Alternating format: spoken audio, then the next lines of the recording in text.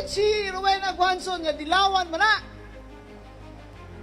Dilawan man na! Kaning tao dire nga sigig sabok-sabok na ako. Itsa, ang dilawan man ka nga nung gadul-dul man kang Bibisara karon. Ayaw na yun si Bibisara. Ayaw na lang naghisgutan kay karon ang kinahanlan mo daog yun si Sara for president. Kung dilaw ka, kung pulaw ka, kung pink ka, kung blue ka, kung sa wala na minimo kaakig. Wala kami kaakig sa inyo. Upot na lang kita diritanan kay Sara para sa aton pungsod. Dahil kung hindi si Sara Duterte ang magpresidente, walang mananagot.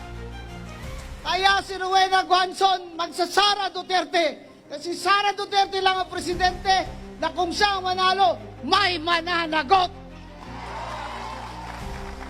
Ilang taon ako sa politika.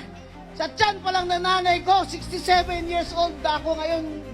Politiko na ako. Full member man nanay ko, 33 years. Wala pa ako nakita ng gobyerno na ganito. Puro ka magnanakaw. Mga kawatan.